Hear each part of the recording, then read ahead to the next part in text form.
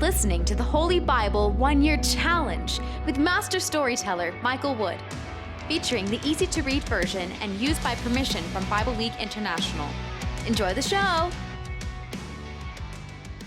Hello everyone, welcome to day 128. We're continuing in the book of Judges, and we're finishing up the story of Gideon, that judge that God chose to defeat the Midianites. But he was weak and didn't think that he could do it. And in the end, God decided to give him only 300 men to do the job. Gideon's 300. This was long before the 300 Spartans you see in the films. No, these 300 men had little more than their spears, shields, and swords, but God was on their side. But of course, not everybody respects Gideon. And when he asked for shelter for his fighting men in their town or their city, they weren't kind to him. So let's see how Gideon responds, knowing that God is on his side.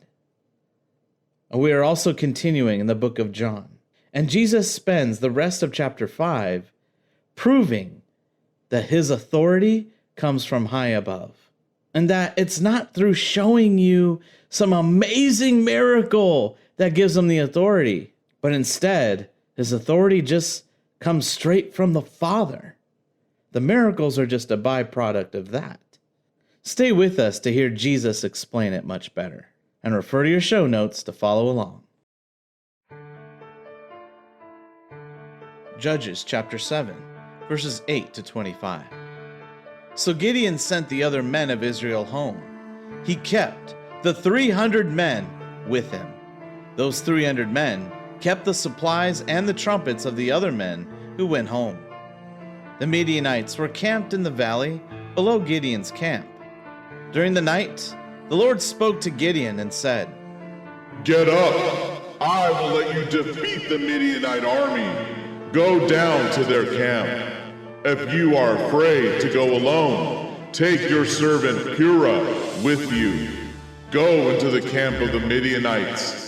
Listen to what they are saying. After that, you will not be afraid to attack them." So Gideon and his servant Purah went down to the edge of the enemy camp. The Midianites, the Amalekites, and all the other people from the east were camped in that valley. There were so many people that they seemed like a swarm of locusts. It seemed as if they had as many camels as there are grains of sand on the seashore. Gideon came to the enemy camp, and he heard a man talking. That man was telling his friend about a dream. He said, "I dreamed that a round loaf of bread came rolling into the camp of the Midianites. That loaf of bread hit the tent so hard that the tent turned over and fell flat."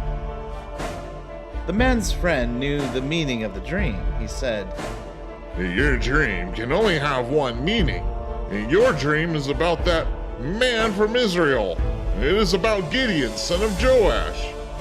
It means that God will let Gideon defeat the whole army of Midian." After he heard the men talking about the dream and what it meant, Gideon bowed down and worshiped to God. Then Gideon went back to the camp of the Israelites and called out to the people, "Get up! The Lord will help us defeat the Midianites!" Then Gideon divided the 300 men into 3 groups. He gave each man a trumpet and an empty jar with a burning torch inside it. Then Gideon told the men, "Watch me in what I do. Follow me to the edge of the enemy camp. When I get to the edge of the camp, do exactly what I do. You men surround the enemy camp. I and all the men with me will blow our trumpets. When we blow our trumpets, you blow your trumpets too. Then shout these words, 'For the Lord and for Gideon.'" So Gideon and the 100 men with him went to the edge of the enemy camp. They arrived there just after the enemy changed guards. It was during the middle watch of the night. Gideon and his men blew their trumpets and smashed their jars. Then all 3 groups of Gideon's men blew their trumpets and smashed their jars. The men held the torches in their left hands and the trumpets in their right hands. As they blew their trumpets, they shouted, "The sword for the Lord, and the sword for Gideon!"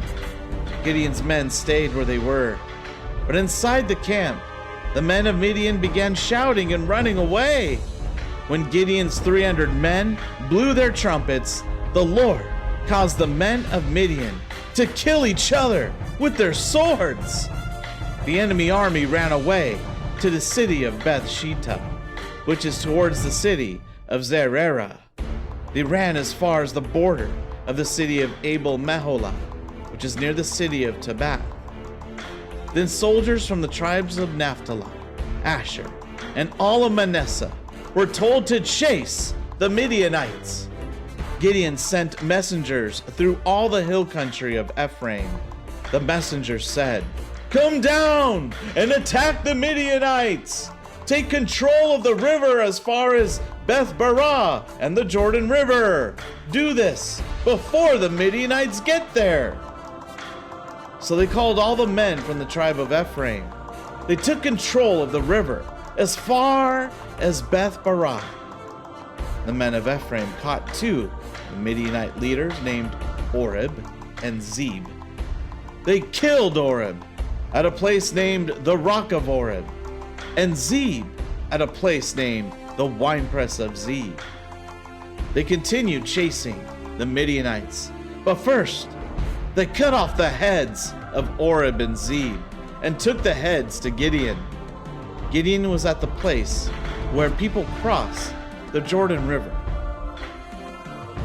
Judges chapter 8. The men of Ephraim were angry with Gideon. When they found him, they asked, "Why did you treat us this way? Why didn't you call us when you went to fight against the Midianites?" But Gideon answered the men of Ephraim, "I have not done as well as you. You people of Ephraim have a much better harvest than my family, the Abiezers. At harvest time, you leave more grapes in the vineyard than my family gathers. Isn't that true? In the same way, you have a better harvest now. God allowed you to capture Oreb and Zeb, the leaders of Midian. How can I compare my success with what you did?" When the men of Ephraim heard Gideon's answer, they were not as angry as they had been. Then Gideon and his 300 men came to the Jordan River and went across to the other side, but they were tired and hungry. Gideon said to the men of the city of Succoth, "Give my soldiers something to eat. They're very tired. We're still chasing Zebah and Zalmunna, kings of Midian." But the leaders of the city of Succoth said to Gideon, "Why should we give your soldiers something to eat? You haven't caught Zebah and Zalmunna yet." Then Gideon said, "The Lord will help me capture Zebah and Zalmunna. And since you would not give us any food, I will come back and beat you with thorns and briars from the desert." Gideon left the city of Succoth and went to the city of Penuel. He asked the men of Penuel for food, just as he had asked the men of Succoth. But the men of Penuel gave Gideon the same answer that the men of Succoth had given. So Gideon said to the men of Penuel, "After I win the victory, I will come back here and pull this tower down." Zebah and Zalmunna and their army were in the city of Karkor. Their army had 15,000 soldiers in it. These soldiers were all who were left of the army of the people of the east. 120,000 strong soldiers of that army had already been killed. Gideon and his men used Tent Dwellers Road, which is east of the cities of Nobah and Jogbehah, and attacked the enemy at Karkor. The enemy army did not expect the attack. Zebah and Zalmunna, kings of the Midianites, ran away. But Gideon chased and caught them. Gideon and his men defeated the enemy army. Then Gideon, son of Joash, returned from the battle. He and his men returned by going through a mountain pass called the Pass of Heres. Gideon captured a young man from the city of Succoth. He asked the young man some questions. The young man wrote down some names for Gideon. The young man wrote down the names of the leaders and officials of the city of Succoth. He gave Gideon the names of 77 men. When Gideon came to the city of Succoth, he said to the men of that city, "Here are Zebah and Zalmunna. You made fun of me by saying, 'Why should we give food to your tired soldiers?' You have not caught Zebah and Zalmunna yet." Gideon took the leaders of the city of Succoth and beat them with thorns and briars from the desert. Gideon also pulled down the tower in the city of Penuel and killed the men living in that city. Then Gideon said to Zebah and Zalmunna, "You killed some men on Mount Tabor. What were the men like?" Zebah and Zalmunna answered, They were like you. Each one of them seemed like a prince. Gideon said, "Those men were my brothers, my mother's sons. As the Lord lives, if you had not killed them, I would not kill you now." Then Gideon turned to Jether, his oldest son, and said, "Kill these kings." But Jether was only a boy and was afraid, so he would not take out his sword. Then Zebah and Zalmunna said to Gideon, Come on, kill us yourself. You are a man and strong enough to do the job. So Gideon got up and killed Zebah and Zalmunna. Then he took the decorations shaped like a half moon off their camels' necks. The Israelites said to Gideon, "You saved us from the Midianites, so now rule over us. We want you, your son, and your grandson to rule over us." But Gideon told the Israelites, "The Lord will be your ruler.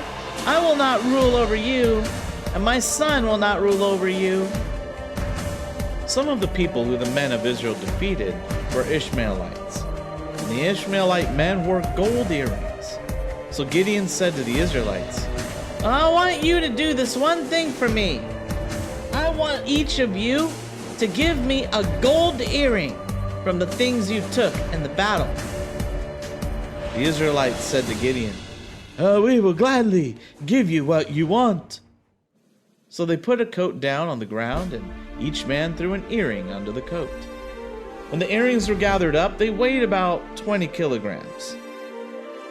This did not include the other gifts the Israelites gave to Gideon. They also gave him jewelry shaped like the moon, and jewelry shaped like teardrops. And they gave him purple robes.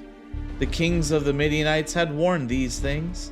They also gave him the chains from the camels of the Midianite kings. Gideon used the gold to make an ephod, which he put in his hometown, the town called Ophrah. All the Israelites became unfaithful to God by worshiping the ephod. It became a trap that caused Gideon and his family to sin. The Midianites were forced to be under the rule of the Israelites. The Midianites did not cause trouble anymore, and the land was at peace for 40 years, as long as Gideon was alive. Gideon, son of Joash, went home. Gideon had 70 sons of his own. He had so many sons because he had so many wives. He had a slave woman who lived in the city of Shechem. He had a son by her. He named that son Abimelech. So Gideon, son of Joash, died at a good old age. He was buried in the tomb that Joash, his father, owned. That tomb is in the city of Ophrah, where the family of Abiezer lives. As soon as Gideon died, the Israelites again became unfaithful to God by worshiping Baal. They made Baal-berith their god.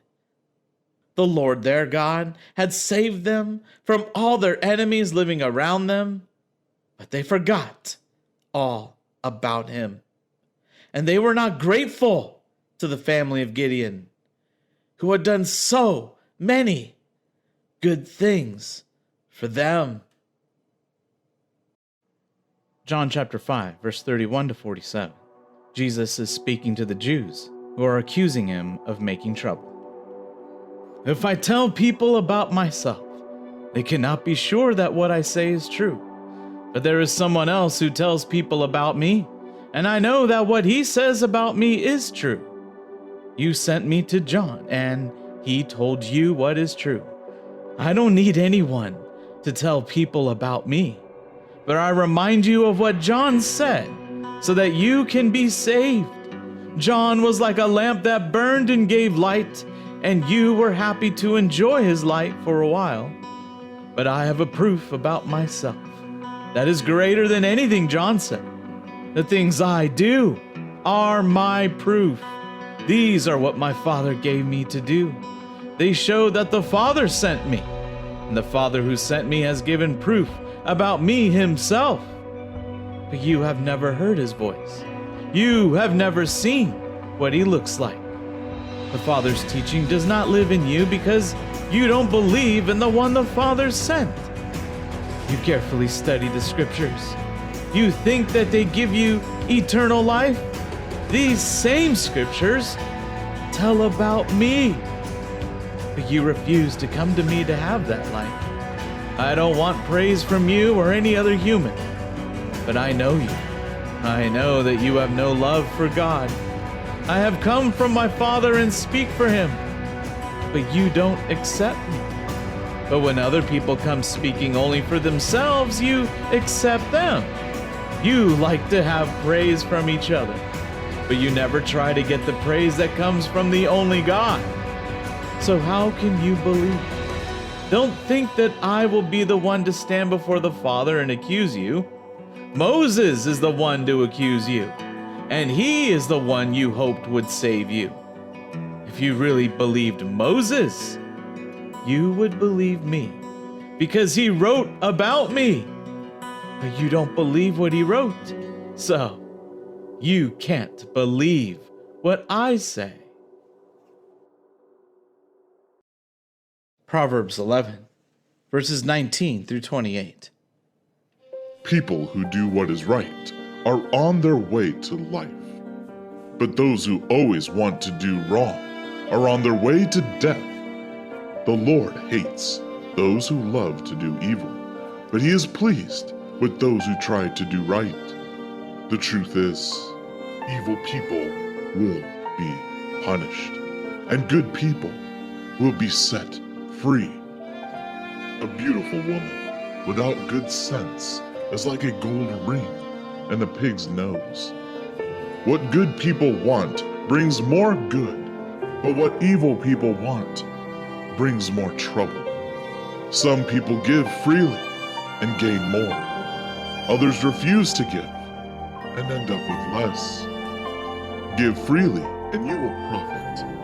Help others and you will gain more for yourself. People curse a greedy man who refuses to sell his grain, but they bless a man who sells his grain to feed others. People are pleased with those who try to do good, but those who look for trouble will find it.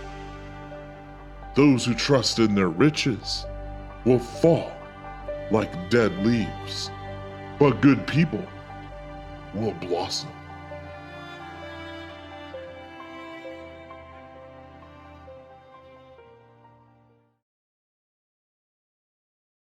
Thank you, everyone. That was day 128. Join us for day 129. Gideon has a son named Abimelech, who becomes king of the Israelites. But Jotham gets up on a mountaintop and has something to say about this. And in the book of John, a crowd of more than 5,000 men, their wives and children, follow Jesus. They see him performing miracles, but they're about to see the greatest miracle they've ever seen, when Jesus suddenly, out of nowhere, provides lunch for them all. We hope you enjoyed today's verses. Be sure to leave us a positive review and to share this podcast with your friends and family. Please join us for the next episode as we experience the Bible in 1 year.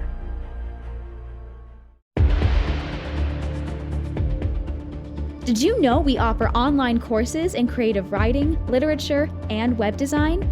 Visit us at storymaster.online to learn more.